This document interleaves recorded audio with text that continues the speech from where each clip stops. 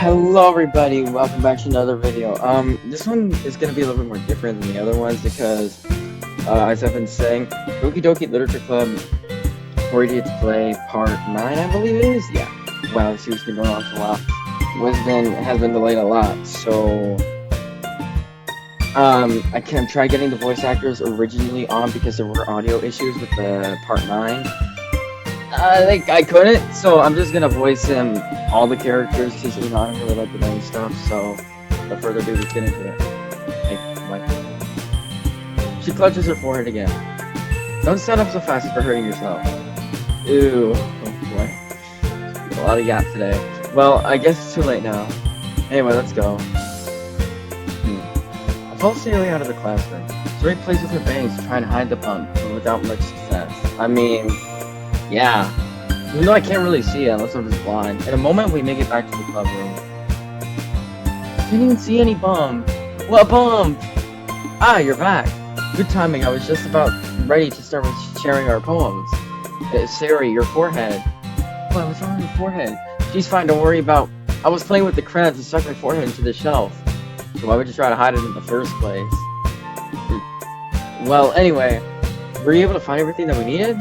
Alright. Ruh-roh, Raggy. It seems that someone has forgotten. Sayori frantically glances around herself. I forgot all the stuff! Calm down, Sayori. I have it all right here. I found the poster paper, too. Well, it's a good thing spies are here. You can't criticize me. Womp womp. Ahahaha. Sounds like you ended up doing all the work, is there? Oh, well, Sayori... I felt like come up with an excuse for Sayori. Did she, like, organize it? I think? She said, like, yo, I'm on... No, never mind. I made it an adventure! I have another friend that does that. Yeah, that. Okay. In any case, good work. I'll start working on the posters tonight. Me too! Okay, everyone. Are you ready to share your poems? Yes, just grab mine. After making sure the crayon box is closed tightly, I return to my seat. Okay. Top to bottom. This is gonna be painful. No, I'll stand my post though. Is there... I really love your poems. I can't believe you've been hiding these from me. I'm not hiding anything. But your poems are so good. Yesterday's and this one too. You can't tell me you haven't done this before. I mean, you're really the only one who feels that way, so... Eh? No way! Not even Natsuki. Natsuki's a professional hater. Well, I guess Natsuki is at least likely to admit how much she likes something. But I don't think it's that. What do you mean? Well, I guess I'll be honest about it. It's a lot easier to write poems when I'm thinking about you. Okay. In my first debut? Yeah, never mind. Yeah? Wow. Okay. Stop thinking weird things, idiot. I just mean that you're a really expressive person, I guess. How am I supposed to write poems about my own stupid life? But you somehow make everything in your life an adventure. Even the little things. Like cooking. Let's not talk about that. So, yeah. I guess what I'm saying is that I can feel more feelings toward you than I can through myself. Interesting. So by cooking, you mean burning the water. I see. Not even boiling, just straight burnt. Leave it charred. Don't worry, my cooking skills are trash too. We have that kind of weird connection. It's your fault for getting in my business all the time. I don't know if I understand. Why am I giving you a Western accent? You never understand when I try to explain things to you, do you, Sayori? That's Sayori said. Hey! I'm not a kid, you know. Are you sure about that? Maybe. Sayori starts fiddling with her pencil between her hands. Hey, will you give me your poem? I kinda want to keep it. Hey, I didn't even share with anybody else! Huh? Why? Because, well, it's the first time you've written something for me. Sayori, you completely misunderstood. I didn't write this for you. Oh, wait, no, that's, never mind. Are you even listening anymore? Well, whatever. I'll give it to you when we go home. Really? Snap. I broke my pencil. Dang, how much are you doing with that thing? Dang, it broke apart. Sayori hastily bends down to pick up the pieces she dropped. But being inattentive or surround. Oh, okay. Jeez. Wow, she's clumsy. She bumps right into me. Sorry. It's fine, it's fine. I'll get it for you. I bend down and pick up the broken pencil. Zoe clutches the desk beside her to support herself, knees shaking. I'm a little clumsy today. Nah, really? Let's sit downstairs. Yeah. I grab Zoe's arm and help her sit at the desk. Anyway, I still haven't read your poem. Oh, sorry, I forgot about that. But it's not as good as yours. Jeez, don't worry. I'm sure I'll like it. Oh, what in the yeah! Bottles. I pop off my scalp like the lid of a cookie jar. It's the secret place where I keep all my dreams. Little balls of sunshine all rubbing together like a bundle of kittens. I reach inside with my thumb and forefinger and pluck one out.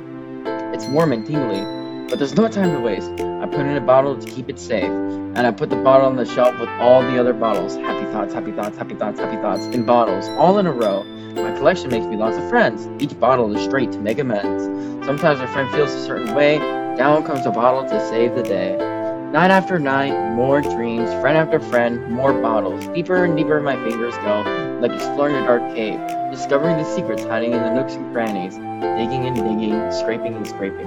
I blow dust off my I blow dust off my bottle caps. It doesn't feel like time elapsed. My empty shelf could use some more. My friends look through my locked front door. Finally all done, I open up and in come my friends. In they come, in such a hurry. Do they want my bottles that much? I frantically pull them from the shelf, one after the other, pulling them out to each and every friend, each and every bottle. But every time I let one go, it shatters against the tile between my feet. Happy thoughts, happy thoughts, happy thoughts, in shards all over the floor. They were supposed to be for my friends who aren't smiling. They're all shouting, pleading, something, but all I hear is echo, echo, echo, echo, echo inside my head. Holy! I'm a PG, very, very PG person now. Holy wow!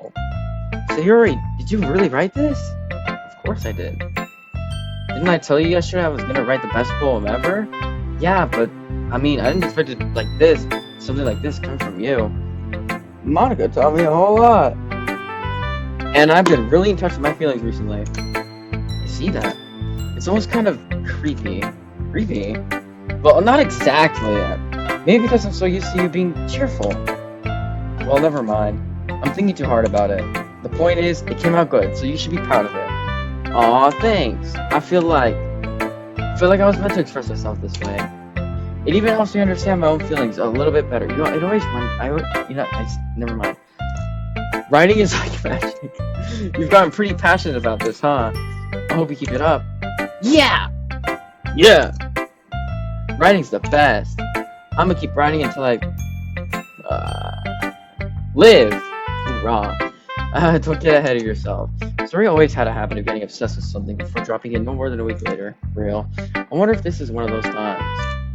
But seeing the passion in her eyes makes it hard for me to be pessimistic. Who should I show my poem to next? Let's go to Natsuki. Top to bottom. It's not really any worse than your last one, but I can't really say it's any better either. Professional hater. Phew. Huh? Phew? What? Well, anything that isn't a train wreck, I'll take as a win. And I get the feeling you're probably the most critical. Hey, what makes you... Wait, maybe that was a compliment? Glad to see someone recognizes my experience. Well then, keep practicing and maybe you'll be as good as me someday. That's monkeys can climb, birds can fly. Of course they fly! Something tells me Natsuki completely missed the point. Come to think of it, this kind of reminds me of Sayori's poem from yesterday. You think so? Yeah, well, I guess if you've been friends with her for so long, you might be on the same wavelength. But you never really struck me as her type. Sayori has a type, all of a sudden? Well, I don't know, but honestly, how can someone so, fluffy spend so much time with someone like you? Look at this Zerdu, dang! True professional hater. It's like she's dragging around a dead weight. It's a little unnecessary. Think of it this way. If it weren't for me, she would probably just fly away like letting go of a balloon. You could say we each take care of each other in our own... What? You could say we each take care of each other in our own way. There we go. Whatever it is, I don't get it. Oh yeah, I guess I'm supposed to show you my poem. Here. Amy likes spiders. You know what I heard about Amy? Amy likes spiders. Icky, wriggly, hairy, ugly spiders. That's why I'm not friends with her. Amy has a cute singing voice. I heard her singing my favorite love song. Every time she sang the chorus, my heart would pound to the rhythm of the words. But she likes spiders. That's why I'm not friends with her. So it's either supposed to rhyme or she just really, really does not like this Amy person. One time I hurt my leg really bad. Amy helped me up and took me to the nurse. I tried not to let her touch me. She likes spiders, so her hands are probably gross. That's why I'm not friends with her. Amy has a lot of friends. I always see her talking to people. She probably talks about spiders. What if her friends start to like spiders too? That's why I'm not friends with her. It doesn't matter if she has other hobbies. It doesn't matter if she keeps it private. It does. But wouldn't liking? Never mind. It doesn't matter if it doesn't hurt anyone. It's gross. She's gross. We'll let her off about spider lovers. Natsuki's an op. Oh my gosh. Not bad, right? Not bad. You're opping with people for no reason. It's quite a bit longer than yesterday's.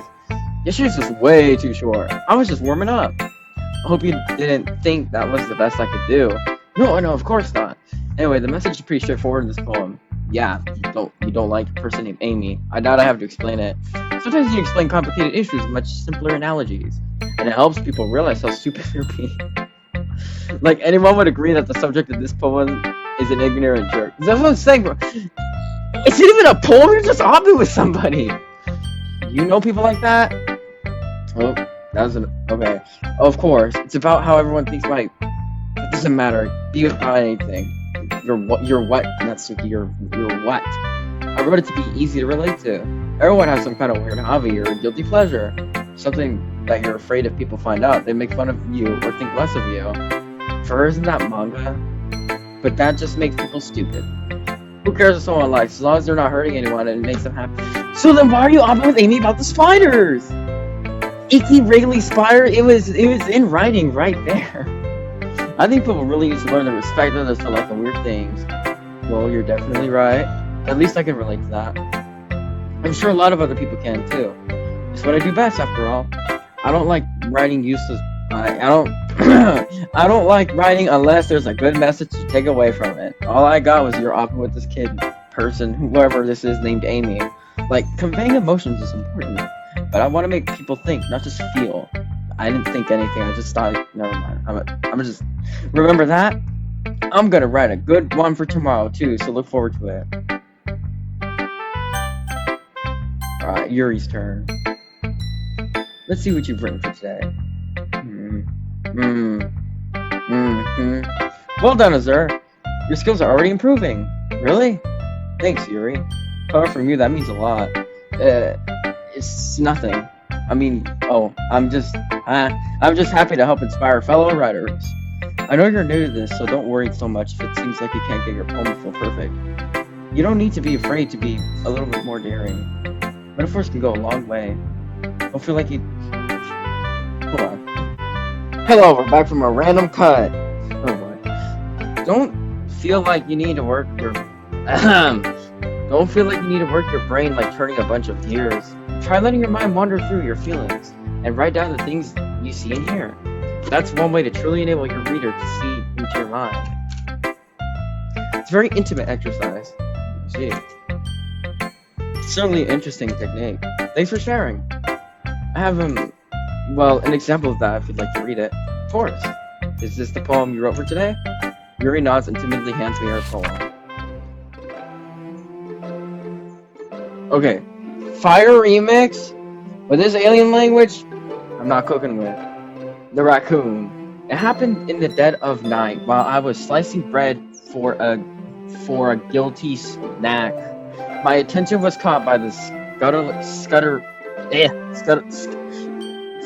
scooter of a raccoon scuttling of a raccoon outside my window. That was, I believe, the first time I noticed my strange tendencies as an unordinary human. I gave the raccoon a piece of bread, my subconscious well aware of the consequences, well aware that a raccoon that is fed will always come back for more. The enticing beauty of my cutting knife was the symptom. The bread, my hungry curiosity. The raccoon, an urge. The moon increments its phase and reflects that much more light off of my cutting knife.